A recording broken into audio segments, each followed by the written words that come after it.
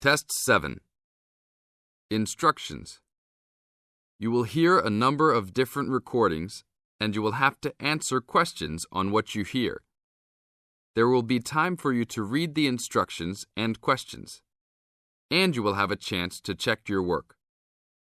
All the recordings will be played once only. The test is in 4 sections. Write all of your answers in the listening question booklet. At the end of the real test, you will be given 10 minutes to transfer your answers to an answer sheet. Now turn to Section 1 of your booklet. Section 1. Listen to the telephone conversation between a student and the owner of a paragliding school and answer the questions 1 to 7. Now you have some time to read questions 1 to 7.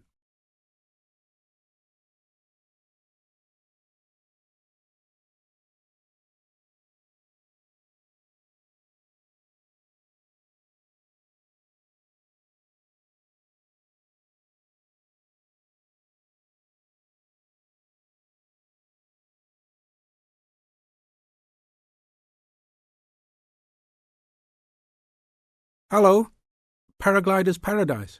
How can I help you? Oh, hi. I'm interested in doing a course in paragliding. Which course are you interested in? Well, I'm not sure. What's available? We've got the introductory course, which lasts for 2 days. Okay. Or there's the 4-day beginner's course. There's also the elementary pilot course, which takes 5 to 6 days depending on conditions. We might try the beginner's course. What sort of prices are we looking at? The introductory is $190. The beginner's course, which is what you'd probably be looking at, is $320. No, sorry, $330. It's just gone up. And the pilot course is $430. Right. And you also have to become a member of our club so that you're insured. That'll cost you $12 a day. Everyone has to take out insurance, you see. Does that cover me if I break a leg? No, I'm afraid not. It's only third party and covers you against damage to other people or their belongings, but not theft or injury. You would need to take out your own personal accident insurance. I see. And what's the best way to get to your place? By public transport, or could we come by bike? We're pretty keen cyclists. It's difficult by public transport, although there is a bus from Newcastle. Most people get here by car, though, because we're a little off the beaten track. But you could ride here, okay? I'll send you a map. Just let me take down a few details. What's your name? Maria Gentle. And your address, Maria? Well, I'm a student staying with a family in Newcastle. So it's care of... Care of Mr. and Mrs. MacDonald. Like the hamburgers? Yes, exactly. MacDonald. The post office box address is probably best. It's P.O. Box 2492, Newcastle. Is there a fax number there? Because I could fax you the information. Yes, actually there is. It's 0249. That is for Newcastle. And then 760412. OK. Now, if you decide to do one of our courses, you'll need to book in advance and to pay when you book. How would you be paying? By credit card, if that's okay. Do you take Visa? Yes, fine. We take all major cards, including Visa, Master and American Express. OK then. Thanks very much. Now you have some time to read questions 8 to 10.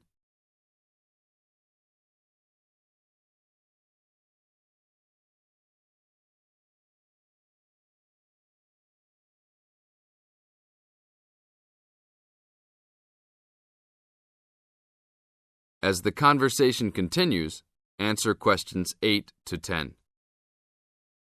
Hi, Pauline. Hi, Maria. What's that you're reading? Just some information from a paragliding school. It looks really good fun.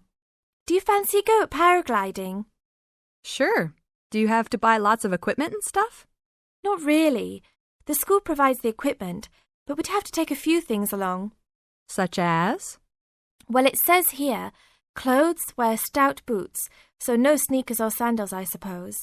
And clothes suitable for an active day in the hills, preferably a long-sleeved T-shirt. That's probably in case you land in the stinging nettles. It also says we should bring a packed lunch, we do not recommend soft drinks or flasks of coffee. Water is really the best thing to drink. We'd also need to bring suntan lotion and something to protect your head from the sun. Okay, that sounds reasonable. And where would we stay? Well, look, they seem to operate a campsite too, because it says here that it's only $10 a day to pitch a tent. That'd be fine, wouldn't it? And that way we'd save quite a bit because even a cheap hotel would cost money. Or perhaps we could stay in a bed and breakfast nearby.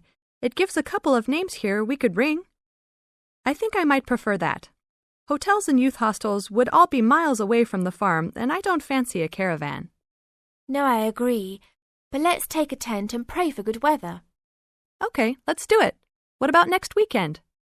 No, I can't. I'm going on a geography field trip. And then it's the weekend before exams, and I really need to study. Okay then, let's make it the one after the exams. Fine. We'll need a break by then. Can you ring and... This is the end of Section 1.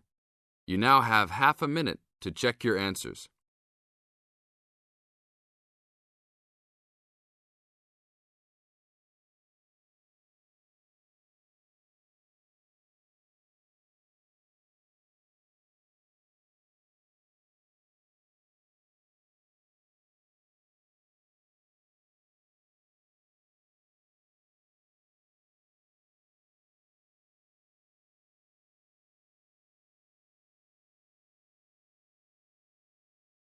Now turn to Section 2. Section 2. You are going to hear an interviewer who is interviewing Alan. He made a great discovery of Mungo National Park. First look at questions 11 to 15.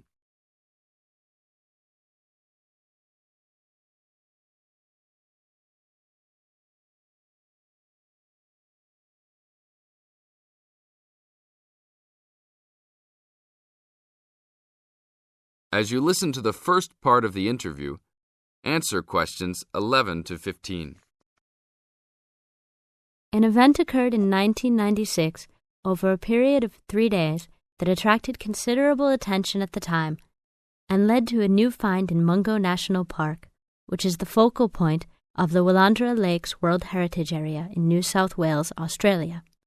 I talked to Alan Moore, the organizer of this trip, about his experience. Alan, what was the purpose of your trip? Well, as you know, I love the outback and lead tours of people wanting to go into more remote parts of the country. However, I thought it was time for me too to have a holiday. So I packed up my family and we went to Mungo National Park. Why did you choose this location? It holds a record of Aboriginal life stretching back over 40,000 years. And of course, I wanted my young kids to be amazed by the main feature of the park, the remarkable Walls of China, as they're called, where wind and water erosion have exposed this long history. I see. What was the weather like? It was unusual for that time of year. The rain was just one continual downpour after another. We were always soaked to the skin. So we decided to cut our holiday short and only stayed 3 days in the end. However, it was eventful. The obvious problem was to get back to the nearest town, a small place called Burunga. But the dirt roads out there are always impassable after rain, so we settled down for a long, wet wait in the park. We didn't really mind because the scenery was so interesting. However, the kids wandered away without our noticing, and eventually we realized they must be lost. So we used our two-way radio to contact the park rangers and the police, and a helicopter was sent.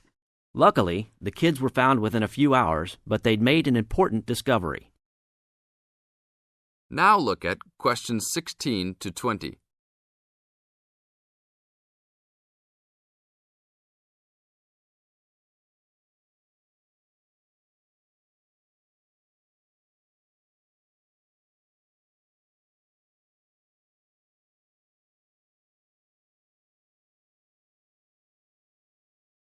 As the talk continues, answer questions 16 to 20.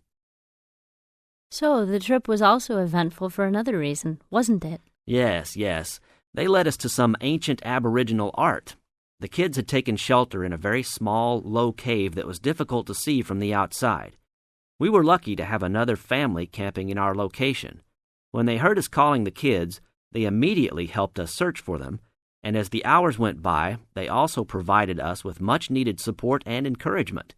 We really appreciated their help, and as we were already soaked through after looking for the kids for a couple of hours, they even made sure we had enough dry clothes to wear. The park ranger managed to get through to us to lead the search, and when the helicopter pilot notified us by two-way radio that he'd seen the children but was unable to land nearby, we were able to eventually find them very excited about what was in their little cave. And what did you think of their cave? Well, after squeezing in, I must say I was impressed, and managed to take a few photos of it before we left. There were many faint markings and dots on the wall.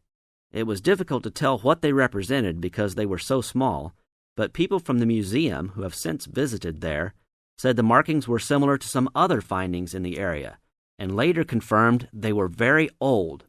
Although it's now a protected site, the children like to call it their cave, and are allowed to visit it when a ranger can go with them. Thank you, Alan.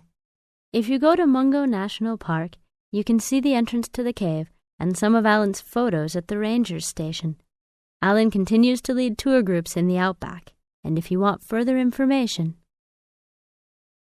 This is the end of Section 2. Now you have half a minute to check your answers.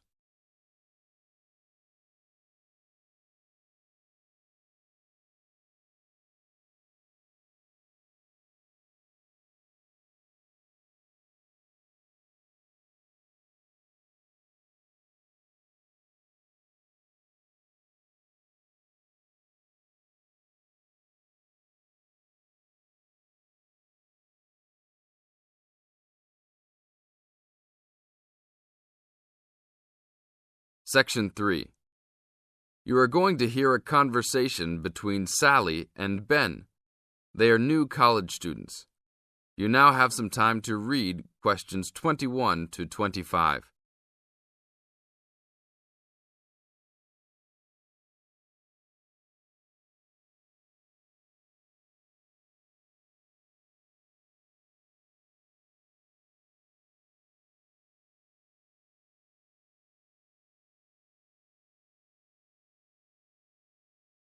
Now, listen to the first part of the conversation and answer questions 21 to 25.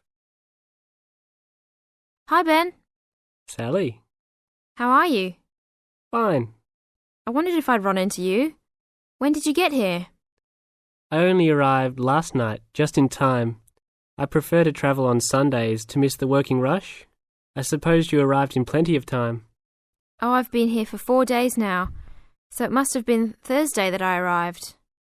I like to have a good chance to look around and settle in. I should have come earlier too. I'm hoping to get a part-time job. Well, you've no time today, I suppose. Do you still plan to be an architect? Yes, it's what I've always wanted to do. And you were planning to do economics, weren't you? Yes, I was, but now I've decided on psychology instead. How many textbooks do you have to get? I've been given this long list, and I'm sure they'll cost a fortune. See? That looks a lot. It's longer than my list. Well, it's 14 all told. So I might use library copies instead of buying some of them. What about you?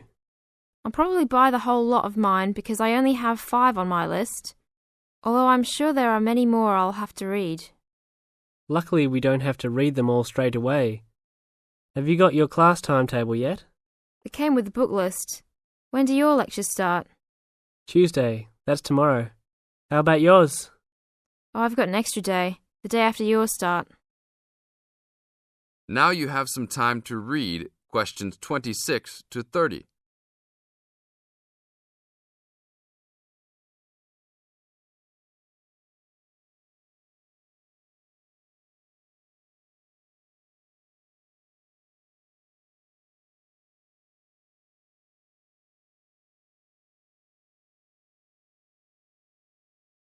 As the conversation continues, they are talking about their new college life. Listen carefully and answer questions 26 to 30. It's nothing like school, is it? Not so far, and the lectures will certainly be different. Do you have any special approach for keeping up with lectures and the amount we have to read? Well, I usually try to read every word in a book, in case I miss something important. So I suppose I'll try to write down every word of the lecture if I can. Oh, I couldn't do that. I'd get cramp in my fingers, and I wouldn't really hear what was being said. I usually skim a book when I read, and underline key parts, so I guess I'll try to make notes on the main points of the lecture. Have you thought of using a cassette recorder? You mean to record the lecture? Yep. Then you could make really good notes. Is it allowed? I think so. It must be. Plenty of people seem to do it.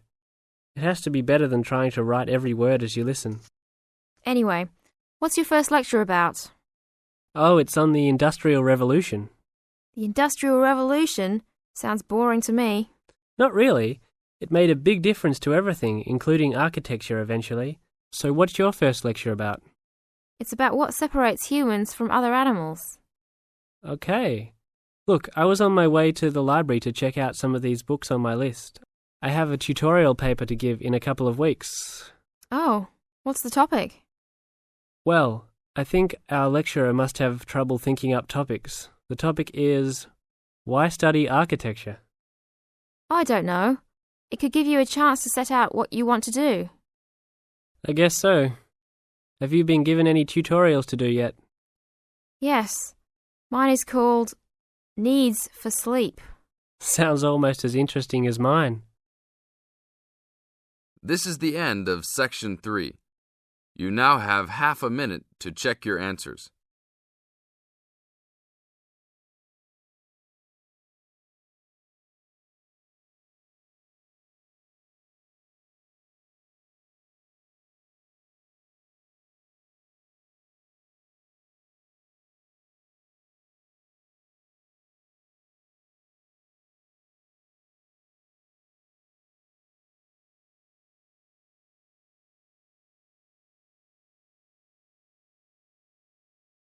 Now turn to Section 4. Section 4. In this section, you are going to hear a talk introducing the courses and entry requirements of the Department of Psychology.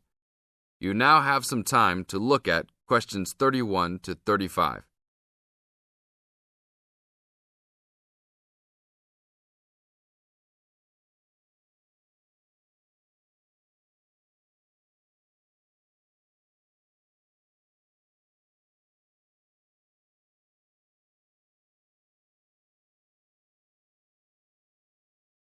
Now listen to the first part of the talk and answer questions 31 to 35. Good morning and welcome to the Department of Psychology's Information Day for new and intending students. I'm the head of the department and today we plan to give you a clear idea of the main courses we offer, their entry requirements, duration, and the types of jobs you might obtain after gaining these qualifications. During the course of the day, I hope you will take the opportunity to talk to staff and attend information sessions for particular courses that may interest you.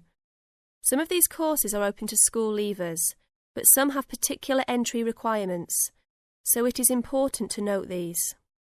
Firstly, the Certificate in Psychology is offered as a 6-month course for those wanting a general introduction to the subject for personal or work-related purposes. There are no specific entry requirements. At undergraduate diploma level, we provide a 1-year diploma in psychology course, designed for those already in employment, whose work and previous training is not in psychology. There are no particular entry requirements, and students in this course usually take it to help them progress into their careers. For a major in psychology, we offer a 3-year degree course called a Bachelor of Arts, after which students can go on to take other courses if they want to specialise in psychology. The only requirement for this course is the usual undergraduate admission to university. Now, for the more specialised courses in psychology, we offer a master's degree to be taken over 18 months.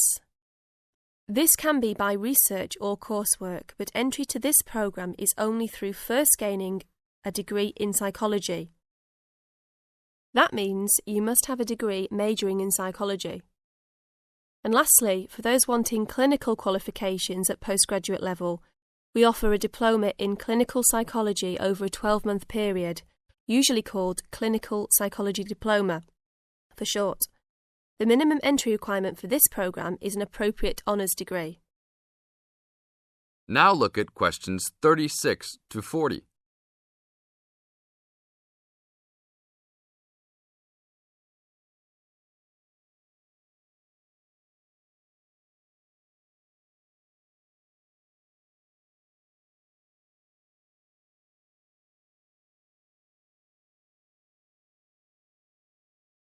Listen carefully and answer questions 36 to 40. Now, it's also important that you have some understanding of the types of work these courses can prepare you for, and it's useful to know the relationship between the work you might do after you complete the course and the work of others who have studied different courses in psychology. As I said before, the certificate in psychology is for personal interest or possibly for work-related purposes, but doesn't qualify you in any particular way. Our students in this course can range from women who have stopped work to care for their children and the children have now commenced school, to the support staff in a specialised publishing company. They really vary a lot. The undergraduate diploma usually attracts people working in offices such as banks or in some government departments. If you gain a degree with a major in psychology, again, you are not professionally trained, but this could enable you to undertake further training to obtain professional qualifications, or it might just be part of a first degree that will help you to get a good job that doesn't require particular specialisation at that stage. After completing a master's degree, you would expect to have some specialisation, perhaps in research or on a particular aspect of psychology, such as child development. For those who also have a clinical diploma, there are a wide range of jobs available. Some focus on helping people with personal adjustment or family problems. Others might concentrate more on using psychological tests, or perhaps working in particular institutions, such as those for the mentally ill, or in prisons. There are many other job opportunities, so if you are interested to discuss possibilities with any of the staff today. This is the end of Section 4. You now have half a minute to check your answers.